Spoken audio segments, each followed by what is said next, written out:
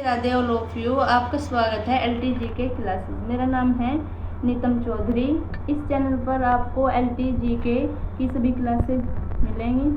आज हम LTG के का जो है महत्वपूर्ण टॉपिक पढ़ने वाले हैं, भारतीय कृषि। भारत जो है एक कृषि प्रधान देश है।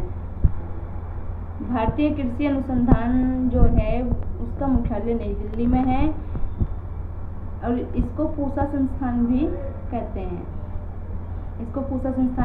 क्योंकि ये जो था स्टार्टिंग में बिहार के पूसा में था।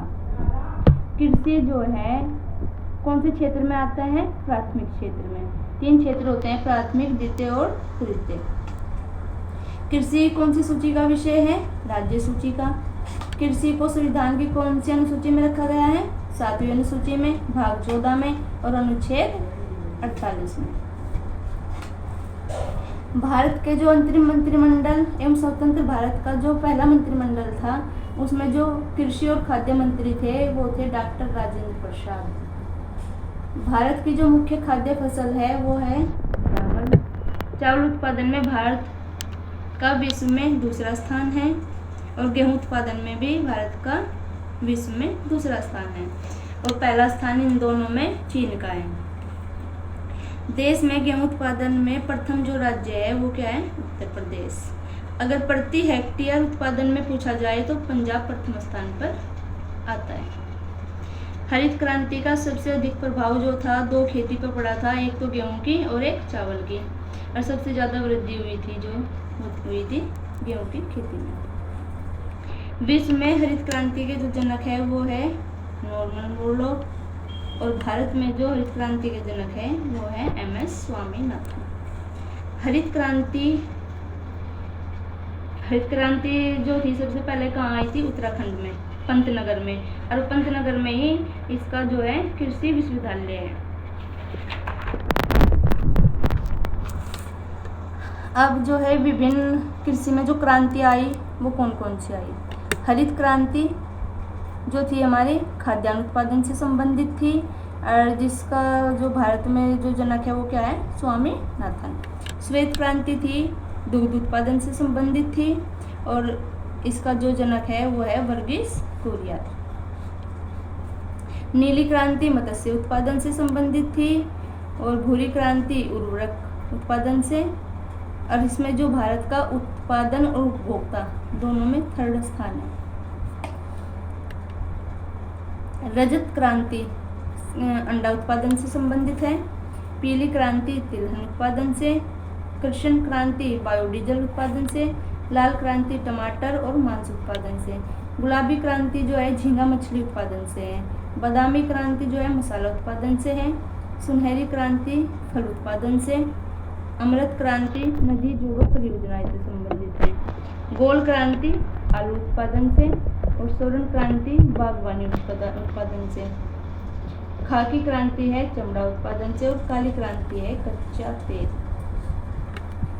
पोटेशियम उर्वरक का भारत पूरी तरह से आयात करता है, यानी कि बाहर से आता है सारा।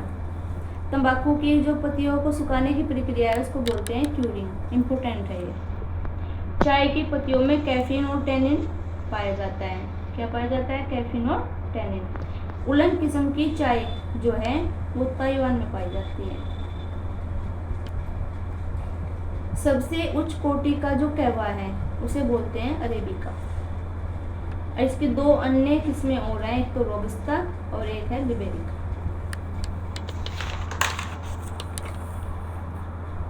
और जो प्रमुख फसलें होती हैं हमारी, उनमें लगने वाले जो रोग होते हैं वो निम्न प्रकार हैं। जैसे सरसों है, सरसों में सफ़ेद कीट रोग लगते हैं और एक है मिलीबग।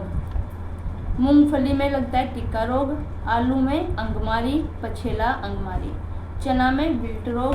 गेहूं में काला रस्ट, पीला रस्ट, भूरा रस्ट और किट्टू रोग लगता है। धान में खेरा रोग, और जो ये खेरा रोग है ना ये लगता है जस्ते की कमी के कारण। झुलसा रोग, और एक है झोंका रोग, और एक है ब्राउन लीफ रोग, ये भी धान की है। तंबाकू का है मैजिक।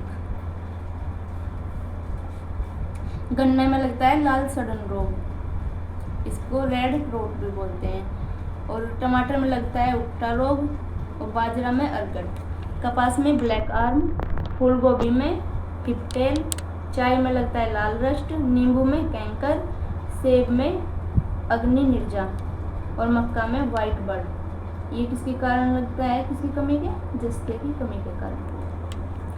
आर्किड जो है एक रंगीन पुष्पीय पौधा है और जो सबसे ज़्यादा कहाँ पाया जाता है, अरुणाचल प्रदेश में, इसलिए अरुणाचल प्रदेश को आर्किड स्टेट भी कहते हैं। कर्नाटक सुपारी एवं कॉफ़ी के लिए सबसे अधिक प्रसिद्ध है, और जो नासिक है वो अंगूरों के लिए प्रसिद्ध है।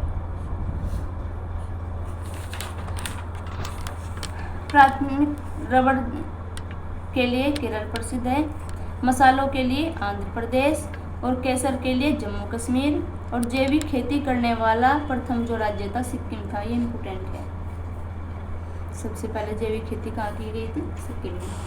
अरहर को हम तूर भी बोलते हैं,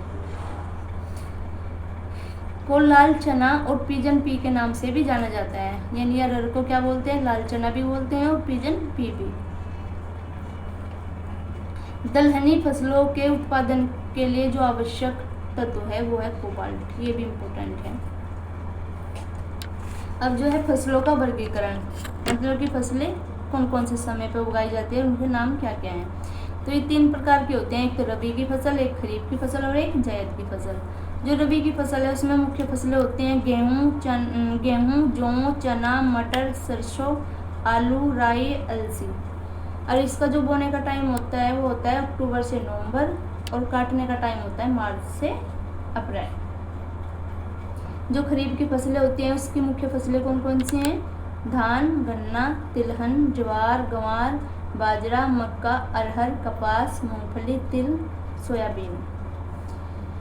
इसका जो बोने का टाइम है वो है जून से जुलाई, और काटने का टाइम है नवंबर से दिसंबर। जायद की जो फसलें होती हैं इनमें मुख्य रूप से जो है हमारी सब्जियां आती हैं, इसके अंदर राई और मूंग भी आती है, तरबूज, तोरी, खीरा, लौकी, उड़द, टमाटर, ककड़ी, खरबूजा, लोबिया।